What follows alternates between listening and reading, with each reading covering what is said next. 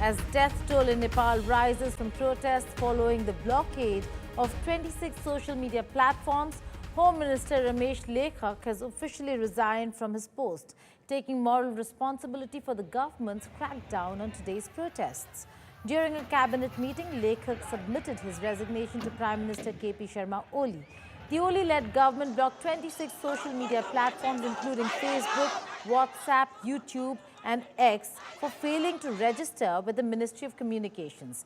Security has been tightened around the offices of major political parties and top leaders in Nepal as protests continue to spread. Curfew has also been enforced around the headquarters of the ruling UML and Nepali Congress parties. Curfew has also been imposed in nearly half a dozen cities across Nepal, in addition to capital Kathmandu. Examinations scheduled across the country have now been rescheduled. Gen Z youth have come out into the streets against the social media ban and alleged corruption. Police have resorted to water cannons, batons and rubber bullets to control the crowd. Curfew has been imposed as crowd broke barricades and tried to enter the parliament building. The government says the ban on social media follows after these platforms failed to register with authorities. Prime Minister KP Sharma Oli has said he is not going to uplift or remove the ban that is in place, which clearly shows that this could be an agitation that will go on for a while. To speak more on this, I'm being joined by Namrata Sharma, senior journalist from Kathmandu. Namrata, thank you so much for joining me here. Now, we see this as a trigger point, social media ban, and we see Gen Z out in the crowd. But the real reason they're giving is corruption within the government. What's the catalyst over here? What's your reading on what's the reason behind all of this? Thank you for having me here. It's actually a very, very sad day for us. And obviously, this will go as a very, very dark, black day in Nepal's history. Well, actually, I just want to correct you in saying, because the Gen Z group have been circulating a kind of a statement in X and other media, that this is not actually first and foremost against social media ban. It's actually first and foremost against it's an anti-corruption movement that Gen Z has been involved in since quite some time now. And they have come out openly today, as they were planning for almost a week ago. The ban on the social media has actually triggered their process, and the anger is there.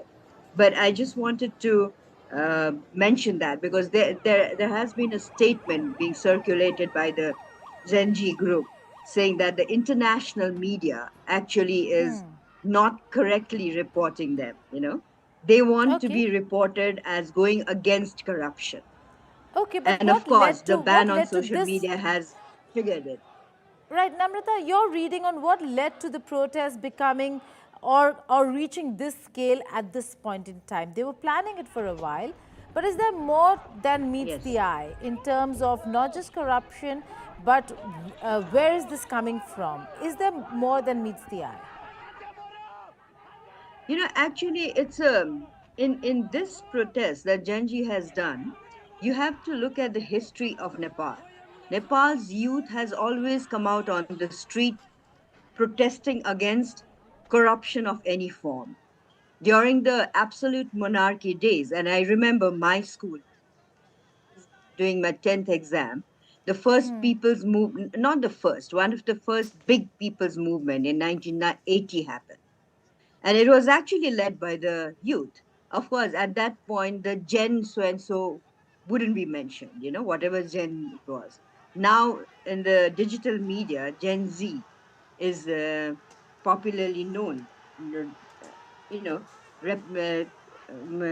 trying to tell us which generation is hosting this.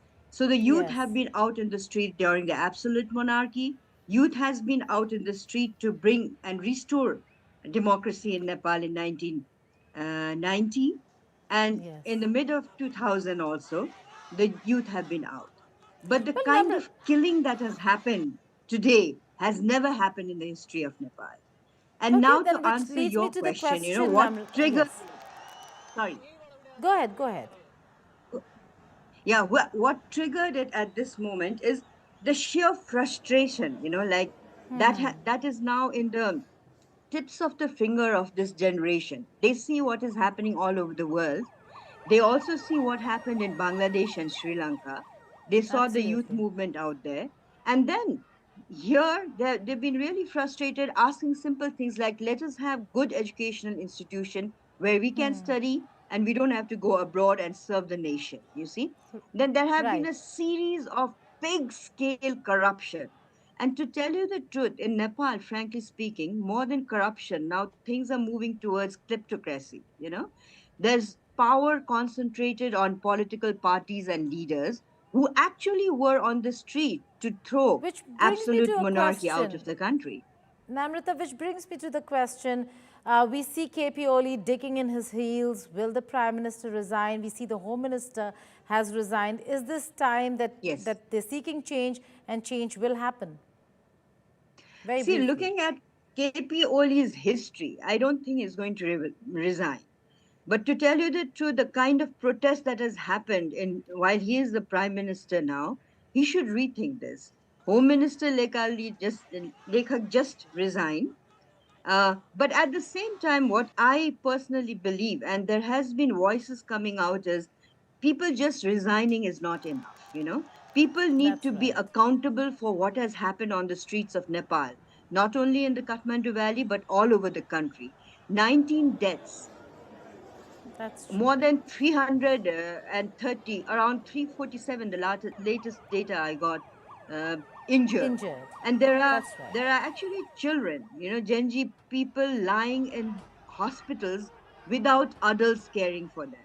There was, just before I got connected with you, there's been a circulation among our groups like, tomorrow can some of us actually go to the hospitals, to civil hospital, to start taking care of some of the kids lying there without adult care, nobody to even give them water.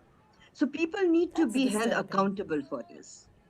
People indeed need to be I held also want accountable, to mention Namrata. one thing, not only the examples from other South Asian countries, but also the fact in Nepal, there have been, in the last election, as you have obviously observed, there have been Right. some young generation independent candidates winning, becoming mayor of Kathmandu, you know And some being and jailed as uh, well, Namrata. so But we that has really, become a motivation. Sorry, yes, and some being jailed as well. So we do some know are that there being have, jailed. yes, Namrata.